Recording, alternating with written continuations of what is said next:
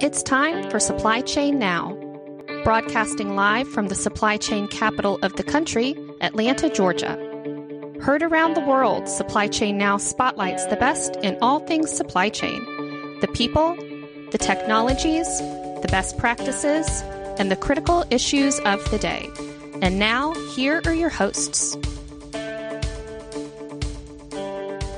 Hey, good morning. Scott Luton here with you on Supply Chain Now. Welcome to today's show. On today's show, we're continuing a new series, This Week in Business History. So on this program, we're taking a look back at the upcoming week and then sharing some of the most relevant events from years past. Of course, mostly business focused with a little dab of global supply chain. And occasionally, we might just throw in a good story outside of our primary realm. So I invite you to join me on this look back in history to identify some of the most significant leaders, companies, innovations, and perhaps lessons learned in our collective business journey.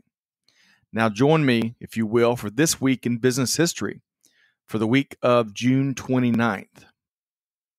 So let's start with our featured story. On June 29th, 1956, the Federal Aid Highway Act of 1956 is signed by U.S. President Dwight D. Eisenhower, a move that would create, of course, the U.S. Interstate highway system. According to the American Trucking Association, trucks move roughly 71.4% of U.S. freight by weight. In 2019, the trucking industry in the U.S. was about $700 billion strong and almost employed 6% of all full-time jobs in the country. But where would we all be, including the trucking industry, especially without our interstate highway system? That's a great question. Shipping stuff would be a lot more expensive for starters, and it'd be a much bigger hassle to get to about anywhere. And come to think of it, Neil Page and Del Griffith would have had a lot fewer options in their quest to get home to Chicago in time for Thanksgiving via planes, trains, and automobiles. But rather than explore hypothetical scenarios, hey, let's look back at a few factors that gave rise to Ike's big dream of an American Autobahn. At the end of the 19th century, roads were a mess. No nice, smooth concrete or asphalt that we all come to expect these days. Nope. A lot of dirt roads, packed dirt roads, or when it rained, muddy, sometimes impossibly impassable roads. But keep in mind, there weren't many cars as we moved into the start of the 20th century. So the demand was in check, right? As we all know, that was just about to change thanks to Henry Ford and a variety of other entrepreneurs. It's been estimated that there are about 250 million cars and trucks in the U.S. these days. With the U.S. population at about 328 million people, that is roughly one vehicle per 1.3 people. But back in the earliest years of the 20th century, there was one motorized vehicle per every 18,000 Americans. By 1910, though, hundreds of U.S. manufacturers had entered the automotive industry. By the 1920s, Ford, General Motors, and Chrysler were deemed the big three, manufacturing a dizzying array of vehicles, and Americans were buying them left and right. The Great Depression certainly slowed things down, caused most of the car manufacturers here in the States to shutter. World War II would also massively intervene. But come the late 1940s and certainly the 1950s, happy car buying days would return. Interestingly enough, President Dwight D. Eisenhower would be sworn into office in January 1953. And as Ike set up shop in the White House, he brought with him a grand vision to transform American roads. Two key events that President Eisenhower would experience firsthand were critical to how he viewed this infrastructure need in the U.S. First up, in 1919, then Major Eisenhower, a U.S. Army officer, was part of a transcontinental Army convoy that traveled from Washington, D.C. to San Francisco, mostly using the Lincoln Highway. It's been said that due to the road conditions, the large convoy averaged 5 miles per hour, which explains why they left D.C. in July 1919 and arrived in San Francisco 2 months later. 2 months later. As was a major part of the plan, this illustrated to the American people the need for better roads. Secondly, critical to Ike's determination to make a major investment in U.S. highway infrastructure, his time in Germany during World War II, where he saw the Autobahn network's efficiency firsthand. With those experiences in mind and determined to make an early impact, President Eisenhower pushed for action. Now, keep in mind, the president wasn't the first to dream of a national highway system, and there had been past presidents set for a national system of highways. The Federal Aid Highway Act of 1944, for example, laid out a plan for a 40,000-mile national system of interstate highways. But the catch, and the reason why nothing happened, it didn't include any specific provisions as to who would pay for those miles and miles of nice roads. With the Federal Aid Highway Act of 1956, which was passed by Congress and signed by the President, the bill allocated $26 billion in funding, with the federal government covering 90% of that. On a side note, the legislation passed was also referred to as the National Interstate and Defense Highways Act. That's right, President Eisenhower believed that the U.S. military would need a better way to move troops and equipment in the event the country was invaded. Thankfully, that need has never been tested. Okay, so now that we had a highway bill and money in 1956, guess who was the first state to break ground? The Show Me State. That's right, Missouri would break ground on August 13th, 1956 on what would become I-70. Its neighbor, Kansas, would follow suit and begin its part of I-70 the following month. But as President Kennedy came into office in 1960, the burgeoning national system of interstate and defense highways was facing more and more opposition. Cost overruns were at the top of the list of complaints from across the nation. And in urban American cities, the clamor was more about how the interstate construction was disrupting established communities. In many cases, families and businesses were being relocated to make room for roads. The protests in metro areas such as Memphis and Indianapolis and Washington, D.C., San Francisco, all led to cancellations of certain components of the national project. Or in some cases, the interstate was simply rerouted. A lot more legislation would be signed in the Oval Office throughout the interstate system's formative years in the 60s, the 70s, and 80s, much of which would address many of these challenges. In 1992, a milestone is reached as the interstate highway system is proclaimed to be complete, as a key stretch was completed, I-70, that runs through Glenwood Canyon in Colorado. But work on a variety of fronts would and still do continue. Ever curious as to how specific interstates get their number identifications and the rules that make up the numbering system? For starters, large primary roads have a 1 or 2 digit number. The shorter routes, which can often circle major cities or serve as spurs, have a 3-digit designation.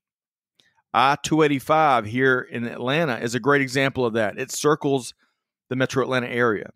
285 also connects with I-20, I-75, and I-85. It can be pretty confusing for many drivers visiting Atlanta, or anyone else for that matter. Back in 1982, Atlanta Braves pitcher Pascal Perez left his house in metro Atlanta to drive to Atlanta Fulton County Stadium, home of the Braves at the time. Unfortunately, being a new driver, Perez would get lost and circle the city on 285 a few times, run out of gas, and miss starting the game that night for the Braves. Of course, all in good fun, his teammates would make up a warm-up jacket with I-285 on the back of it instead of his typical jersey number. All right, so getting back to the interstate numbering system, major arteries that span long distances are assigned numbers divisible by 5, such as I-5, which essentially runs parallel to the U.S. West Coast, beginning at the Mexican border in San Ysidro, California. It runs all the way north through Blaine, Washington, and into Canada. East-west highways are often even-numbered, such as I-20. Growing up in Aiken County, South Carolina, I-20 was a very familiar interstate for my family.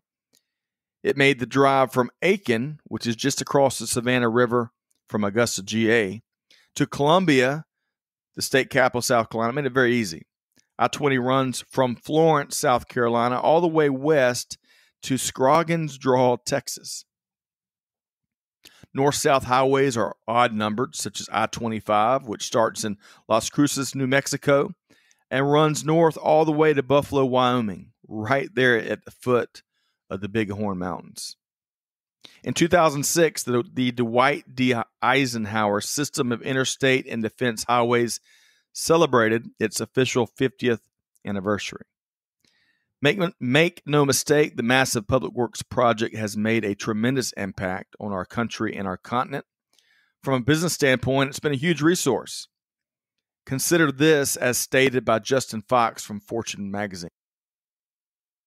Quote, thanks to the new road network and containers that could easily be moved from ship to train to truck, overseas manufacturers and domestic upstarts were able to get their products to market in the U.S.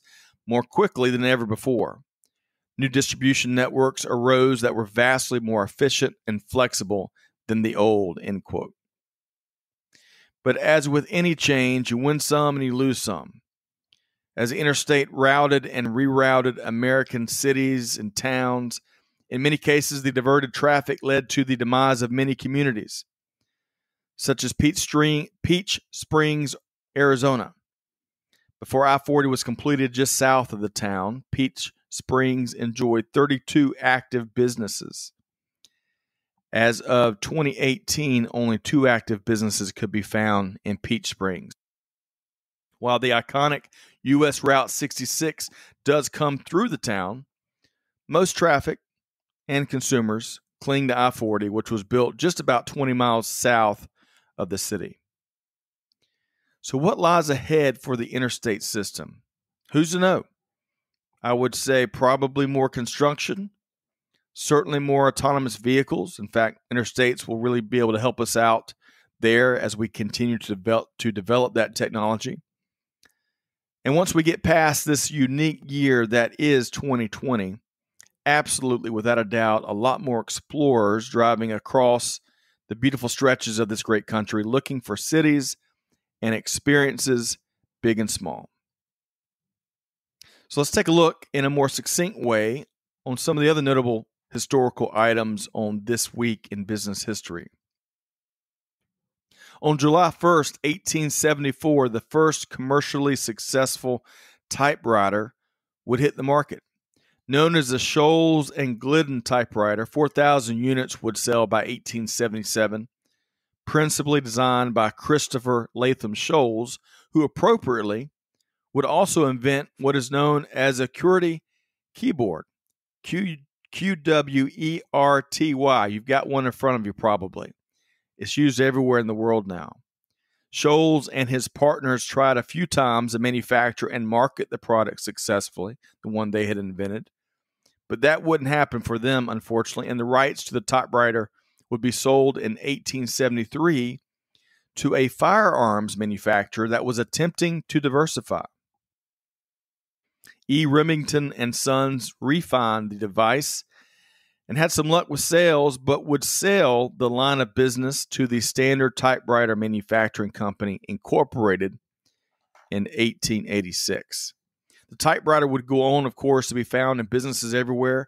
The device would not only provide speed and productivity, but the information that it quickly produced was easily legible, unlike in some cases the furious shorthand that many a clerk and secretary would use prior to the typewriter. Of course, by the 1970s and certainly the 1980s, the typewriter was being phased out by word processors and personal computers. Interestingly enough, in certain parts of the world where electricity is not particularly reliable here in 2020, typewriters are still used quite a bit. And there seems to be a newfound interest amongst a variety of professionals, including writers, who bemoan all of the distractions that a PC brings. Hey, I can relate. On June 30th, 1953, the first Chevrolet Corvette would roll off the assembly line in Flint, Michigan. At the end of World War II, Harley Earl, who happened to be born in Hollywood, California, had noticed that service members returning from the war in Europe were actually bringing vehicles home with them, MGs, Alfa Romeos, and the like. He would eventually kick off Project Opal, which would deliver the automotive classic known worldwide as the Corvette. General Motors would make 300 Corvettes in 1953. They were largely hand-built, and each of the vehicles had white exteriors, red interiors, and a black canvas top. In 1954, almost 4,000 Corvettes were built, but almost a third of the vehicles didn't sell by the end of the year. Initially built in Flint, Michigan, and St. Louis, Missouri, Bowling Green, Kentucky, has been the exclusive home of Corvette manufacturing for more than 30 years. And the Corvettes, well, they did catch up. Sales caught up. They became immensely popular amongst Americans and worldwide. And since the plants right there in Bowling Green, Kentucky started up in 1981, it's produced more than 1 million Corvettes. On July 2nd, 1962, the first Walmart opens for business in Rogers, Arkansas. 44-year-old Sam Walton, a former J.C. Penney employee, had run a five and dime store for years, which was actually a smashing success. Wanting to do even more to serve his customers, Walton would find success with the first Walmart in Rogers, a city in Benton County, Arkansas. 5 years later, Walton would have 24 stores across the state, and of course, the rest is history. Interesting to our team as of late here at Supply Chain Now is Walmart's continued efforts at improving its customers' e-commerce experience. It'll be interesting to see how the Walmart Plus program and the new alliance between Walmart and Shopify stack up against Amazon in the months ahead. And finally, on June 29, 2007, Apple Incorporated releases its first mobile phone, of course, the iPhone. As much as the telephone, the automotive, the PC, and other legendary inventions have done, the iPhone certainly changed the world when it was released in 2007. Apple's only other handheld device at the time, in 2007, was the iPod. Hey, do you remember those? I barely do. The dominant smartphone device manufacturers in 2006, the year before the iPhone release, were Nokia, Research in Motion, which is, of course, the company behind BlackBerry, and Motorola. And Palm. Do you remember that? Do you remember the Palm Pilot? All the major products looked largely the same. You know, you got your screen on top and physical buttons on the bottom. The iPhone moved it all to a touchscreen, setting the standard for the industry for years to come. And the iPhone had plenty of skeptics. Then Microsoft CEO Steve Ballmer told USA Today in April 2007, quote, "There's no chance that the iPhone is going to get any significant market share," end quote. Jim Basile, co-CEO of Research in Motion, again the folks behind BlackBerry, said at the time in 2007, he told the Wall Street Journal, quote, "It's okay. We'll be fine," end quote. Of course, the iPhone, which would sell 6 million in its first year, would turn the smartphone industry on its head, and it would change Apple forever as well, becoming essentially its flagship product around the world. Hey, that wraps up our look at the week ahead from a business history standpoint. Those were some of the stories that stood out to us. But hey, what do you think? What stands out to you? Tell us. Shoot us a note to Amanda at supplychainnowradio.com, or hey, join our Supply Chain Now Insiders group on LinkedIn. Share your feedback and perspective there. Hey, we're here to listen to you.